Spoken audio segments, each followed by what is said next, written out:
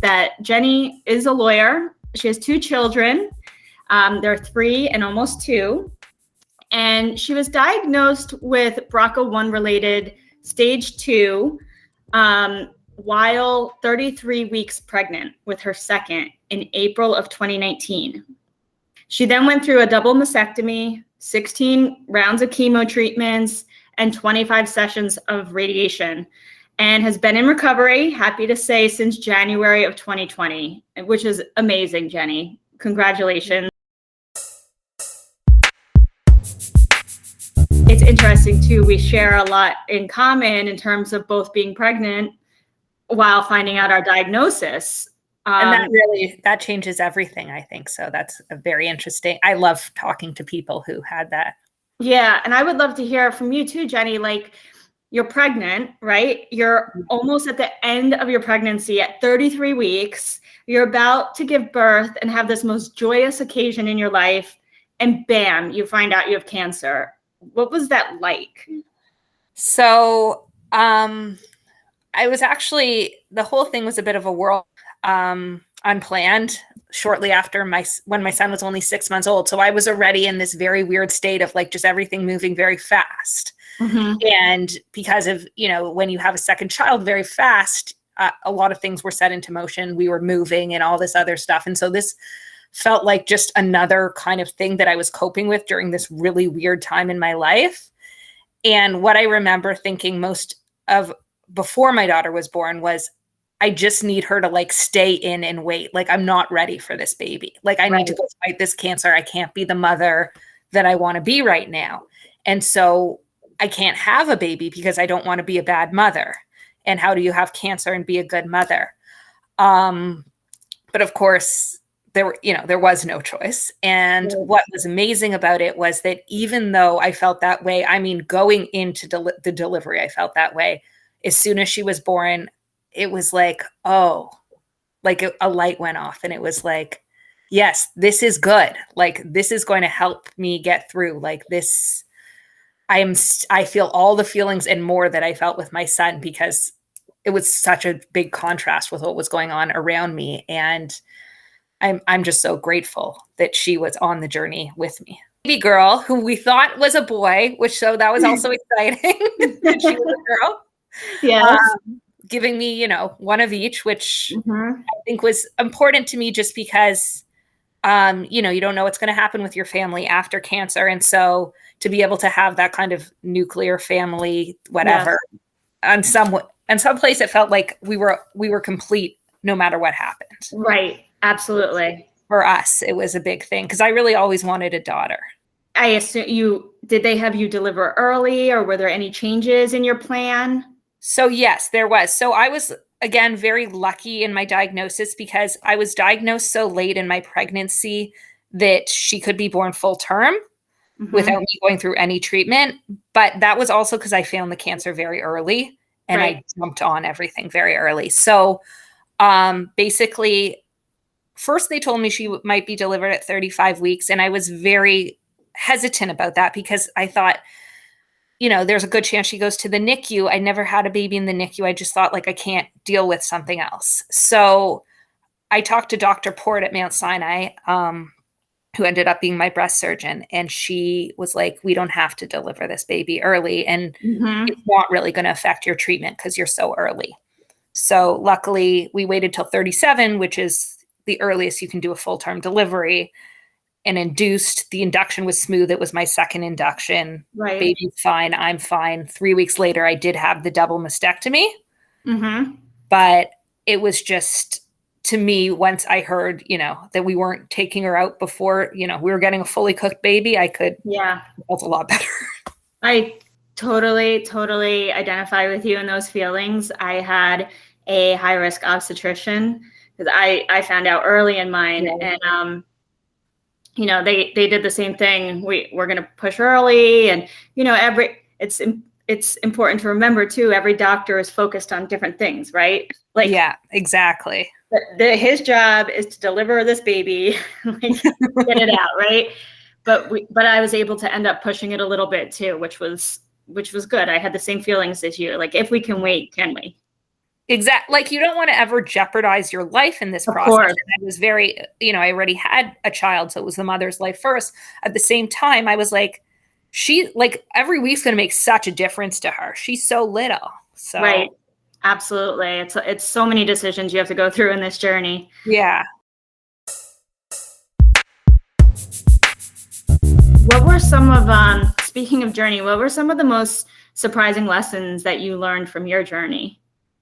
Wow. I think one of the things I learned was that I was a bit of a control freak.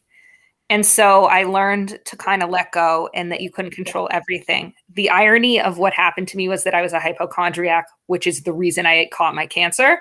But it also taught me that at the same time, being a hypochondriac didn't prevent my cancer. Right. And because I have a BRCA cancer, I actually had this huge, huge, significant risk of developing cancer. And I didn't know about it. So it made every other risk that I'd faced seem kind of like, what was I so worried about? Right. Like this is a 60% risk minimum that I'm going to get cancer in my life. Right. And yet I'm sitting here worrying that like, my baby could get SIDS, which is like what, a 2% risk. So it gave me, I think it helped me to just live a little more, because if the bad thing is going to happen, it's going to happen. Right. How did you find out? I know you had the BRCA. Did you go through genetic screening or? I did. So as soon as I felt the lump, and as soon as we discovered that it was cancer, we knew it was triple negative. And they were like, Ashkenazi Jews your age don't develop triple negative cancer unless they're BRCA positive. So I knew before I knew. Yeah. And then we went through the screening, and it was. And personally, I was happy I had an explanation. Yeah. I think partly like when you're going through something so tragic, you try to find the silver lining. And to me, the silver lining was this was always going to happen. It was nothing I did. It wasn't the pregnancies. It was that it was in my DNA. I had a genetic disease that I didn't know about. Jewish women aware of the fact that not that it's so preventable, but it is like to go get genetic screening, right, with that background. And, so much can be found early or prevented. And to your point, it was something you had always. Yeah. And to my surgeon, who I'm going to plug again, because she's wonderful, says that no woman with BRCA should ever have breast cancer. And it was afterwards that I realized, I thought, yeah, she's right. The irony of that is, for me, it probably wouldn't have changed anything. And there's a strange comfort in that, because what the advice if you end up BRCA positive is you should have your children early and fast, breastfeed, get the mastectomy. Right. I did all those things. And so like my doctor said this right away. Like, I mean, I was diagnosed and then she said this, she's like, it wouldn't have made a difference if you knew.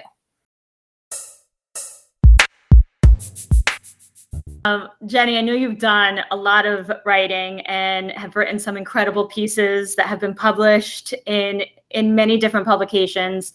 Tell us a little bit, like, what inspired you to write? Are there certain topics, moments, like feelings that inspire you? And how has writing helped you? So when I was diagnosed, I felt like there was so much attention on me and I hated it. Everybody's calling you, and I didn't want everyone to be talking about me. It made me very uncomfortable.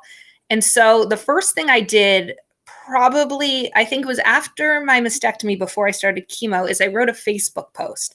It was basically like, yes, I do have cancer. And I think we all go through, or a lot of us go through, this process of not wanting to tell people and then realizing you kind of have to, because you have to control the narrative. Yes. Because people are talking. And there were rumors that, I was hooked up to machines somewhere in a hospital bed. And I just wanted to be like, no, that's not what's happening. And so I did that so that I'd feel like less of a tragic figure, basically, so that you could see that I was still me and I was just going through this thing. And then once I did that, I realized that it was very empowering to be able to control the narrative.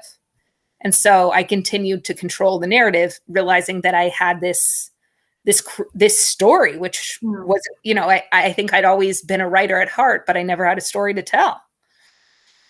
Yeah. And I still find it's very helpful to kind of put it in the written word, because you sort through it and you process it. And so now when I'm talking to you, people say, how can you talk about this? I'm not emotional about it anymore because it's become a story, and that has helped me to process it. Certain things make me emotional, but generally I can live with the story. You know, when you think about this, like, who are some of the biggest influences to you, and who do you admire most? Probably my husband. He was instrumental in just supporting me through everything and kind of keeping a calm presence. And it's so important to have someone who's going to do the thinking for you while you go through treatment. I didn't think about anything. It's actually kind of bad because I don't know what happened to me, but I knew that I had to physically survive, right? And I'm sure you can identify your pregnant woman. You're like, I just need to stay calm, so someone else needs to take notes, right? Yes, absolutely. You need a note taker. I learned that quickly. You're like, whoa. And you think you can do it all yourself. And then I was like, nothing is going in. Right. So that was, I mean, just that he was with me and I wasn't alone. And I know with COVID, it was different for people. I was lucky that I got through before COVID so that I had a partner on the journey every step of the way. Yeah. I think another big influence, I really like Elizabeth Wurtzel. Also BRCA1 unfortunately passed away, but I love her writing on breast cancer. I think someone found it for me and I'm like, you're just hilarious. Like she has such a good perspective on it. And I think she also shows people make cancer so serious, and cancer is serious, but you need to laugh at it. Yes, absolutely. Absolutely. I can't take all the seriousness. I can't. Right. I'm with you. You need to, people keep saying like, oh, you're so positive, you're so this. And I'm like, there's nothing else to be, you know? Exactly. There's nothing else to be right now. It is, right? So you have to, like, resilient people who you are one of them, they're going to have to do something with it so that you can live with it. I mean, I got nipple tattoos yesterday. Like, that's a ridiculous concept. My gosh, Jenny, how timely is this? I'm going to get my first tattoo today. Are you? I swear. We're probably going to the same person. I'm going in the city, actually. Okay. But yeah, that's exciting though. Yeah, but like, you know what I mean? You're sitting here in this room with this tattoo artist. He's telling me all about like his crazy stories. He used to tour with the Dead. And I'm like, of course we're here right now. And you're giving me nipples. Right. This is my life. Yeah. So be it, right? I feel like you come out on the other side and have such a different perspective on life, right? Yeah. Well, I think, and that is a huge, right? Like, I can't get behind most things anymore that people think are serious. And it's sometimes a problem because I'm like, I don't know. It's not cancer. Right. Like, who cares? Especially like I've written about this in the context of motherhood, because I think I'm still trying to figure out who I am as a mother, because this was really my introduction to motherhood, and it was a rude introduction to motherhood. Sure. And so, but it's made me, I think, in so many ways a better mother, because I just don't give a shit. Can I swear? I just don't give a shit. I hear you. Like, you know what I mean? People get so like organic this and that. Like, I was a very healthy eater, and I am a healthy eater, but I know at the end of the day, what's going to happen is going to happen. So let your kid have the cookie. Yeah. Just let them have the cookie. I think you need to be vigilant about your health, but I don't think you can control your fate.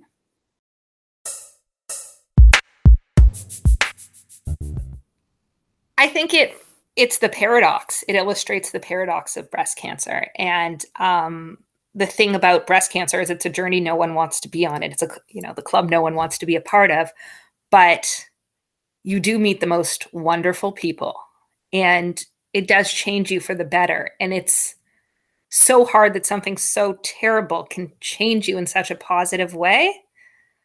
But I look at the world in a different way, and in a better way. And I think the hardest part for me is I'm in more pain than I've ever been, because I have this fear of mortality, but I like myself better. Yeah. Yep. It's because it's almost like all the, like you said, all the bullshit gets out of the way, and you focus on what you really like, what you really care about, right? Yeah, and you just become, like my mom said to me, like, you've become so brave and so courageous. I'm like, I just say what I want now. I don't care. Right? I wish we all could be that way, right? It's just like, who are you hiding from? You all look the same in the chemo ward. I used to say that when I went, people didn't like that, but Yeah. you know, every rich, poor, fat, skinny, you're all sitting there doing the same thing. That's right. That's right. Absolutely. Thank you so much, Jenny. What we're gonna share some of your links at the end of this video, and if you'd like to go ahead and plug your website for people to check out some of the beautiful writings that you've done.